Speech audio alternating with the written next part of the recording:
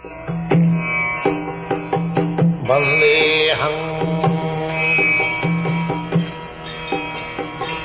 Sri Guru. The following is a class on the Bhagavad Gita as it is. First chapter, text number 7, given by His Divine Grace, A.C. Bhaktivedanta Swami Prabhupada. Recorded on the 11th of July, 1973, in London, England. Sri Rupam Chakrajatam. O best of the Brahmanas, for your information, let me tell you about the captains who are especially qualified to lead my military force. So, formerly, 5,000 years ago, the same system, military, ordinary soldiers, then the captain, then the commander-in-chief, as there are gradations. In the modern age, the same thing was there. But Maharatha, they had good qualification. Maharatha means alone he could fight with many other charioteers. They are called Atiratha, Maharatha. There are different grades of fighters. So far Pandavas are concerned, their son, Subhadra. Subhadra means Abhimanyu. Subhadra's son. Because he was Subhadra's son, his name was Subhadra. Draupadi's son, they are called Draupadiya. In Sanskrit, just like Bhagini, sister, Bhagini. Her son is called Bhagineya, nephews. So there is a link. As soon as we speak Subhadra, that means Subhadra's son. The Subhadra's son, he was only 16 years old at that time. He was married with Uttara, the daughter of Maharaj Virat. So, they are all Maharathas, ordinary, not ordinary fighters. This Abhimanyu was killed by conspiracy by same commander-in-chief. Bhishma, Karna, Dronacharya, Ashwatthama, they all surrounded him and they did not allow him to come out. They are very experienced commanders. So this is Kshatriya spirit. You are simply a boy, 16 years old, and he had to be killed by the combined efforts of very, very big commander-in-chiefs. He was so great fighter, Abhimanyu was. So, Subhadra, Draupadi, similarly, Draupadi's sons also there. Sarvaiva Maharatha. Maharatha means one who could fight with 1,000 chariots on the other side. They are called Maharatha. Then Duryodhana, first of all, he pointed out the military strength of the opposite side. This is intelligence. One should take calculation of the opposing elements or the enemy's side. In fighting, the first thing is to take estimation of the enemy's side. How much they are strong, how they have arranged. Then one should calculate how to counteract, how to fight with them. This is intelligence. Without taking any calculation of the other side, if you are not prepared, then how you can become victorious? This is sane proposal. That is, upayam chintayet pragya apayam cha chintayet. A pragya, an intelligent man, not only think of the bright side, or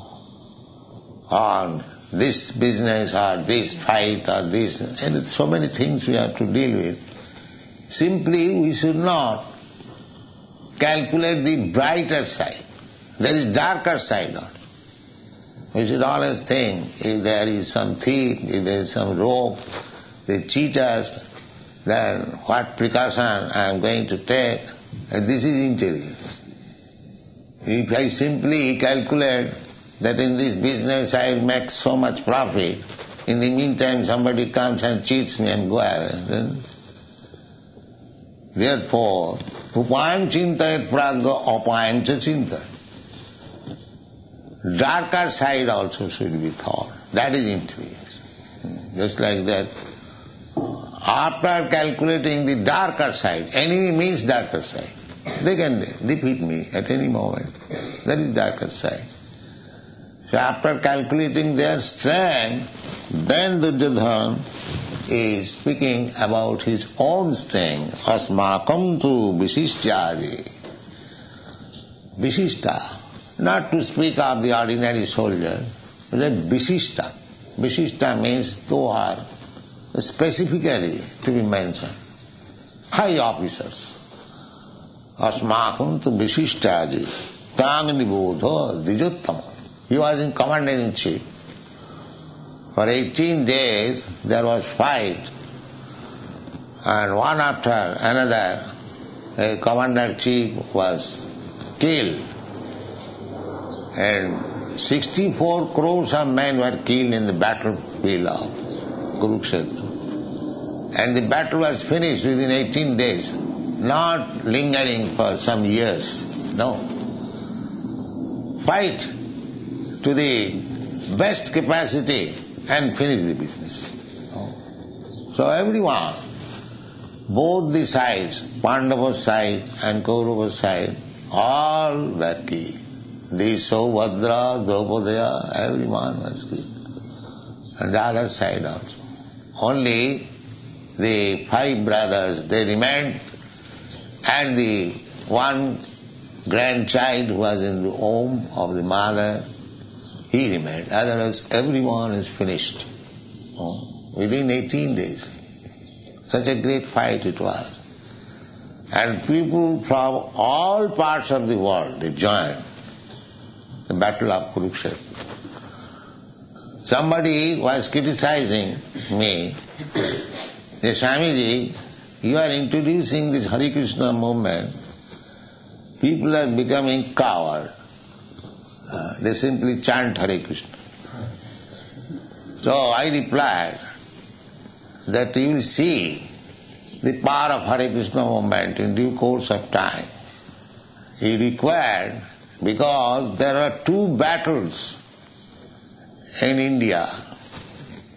The battle between Ravan and Ram. Ram-Ravan. The battle of Rama. And another battle was battle of Kurukshetra. And in these 2 battles, the hero was Vaishnava and Vishnu. In the Ram-Ravan battle, Lord Ramchandra was there, and his devotee Hanuman, Bajrangaji. Similarly, in the battlefield of Kurukshetra, Krishna was there, and his devotee Arjuna was there.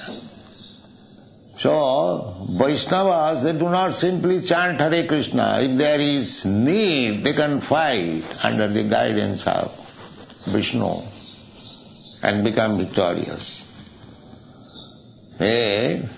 Vaishnavas, one qualification is, out of 26 qualifications, one qualification is Dokha, expert. If there is need of fighting, they can fight like very expert. That is also needed. Krishna consciousness does not mean one-sided. Krishna as all-pervading.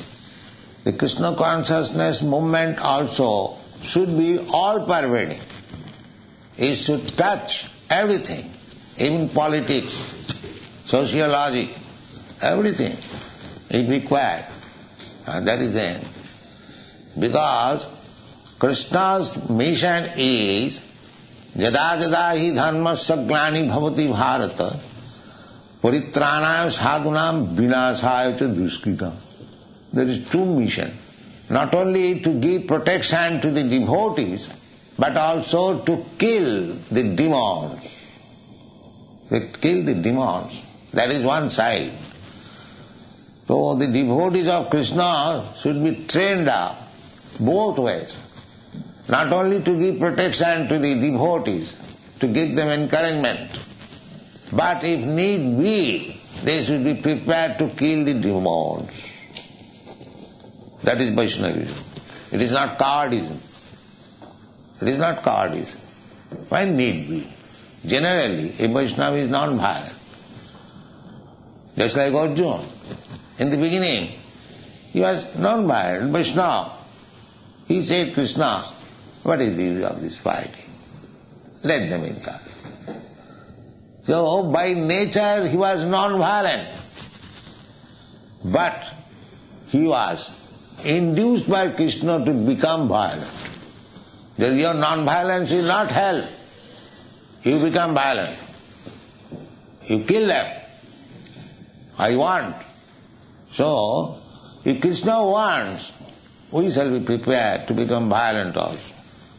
And Krishna, that is open secret. That paritranam sadhunam vinasaya cha duskritam. Two business of Krishna, two sides. So, those are devotees of Krishna, they should be trained up both ways. They should be prepared. But generally, there is no question of becoming violent. Unnecessarily. As the modern politicians, unnecessarily they declare war. A Vaishnava does not do so. No, unnecessarily. There is no need of it. When it was completely impossible to settle up the things between the Pandavas and the Kauravas, then Krishna said, all right, then there must be fight. When Duryodhana declined to spare in a portion of land holding the Suchagra, the point of a needle, he refused that I cannot spare in so much land which can hold the point of a needle. Then the war was declared. There is no question of settlement. Otherwise, Krishna requested that these 5 Pandavas, they are Kshatriyas. They cannot become merchant or Brahmana. Brahmana's profession is Patan, Patan, Jajan, Jajan, Dan, Pratigya. Brahman can take charity from others.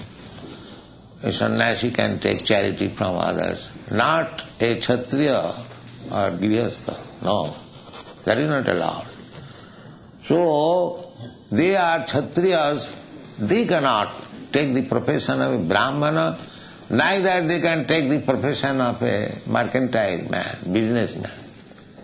They must have some land so that rule over, take taxation, and that is their living means. So, spare only 5 villages to these 5 brothers and settle up. Or what Duryodhana replied, no sir, what do you speak of 5 villages? We cannot spare even so much land which can hold the point of needle. Then the war was. So Vaishnava, they are non-violent. But if need be, they can become violent, for Krishna's sake. This is the battle of Kurukshetra. So, anyone? Or end here? All right, end here. Chant Hare Krishna.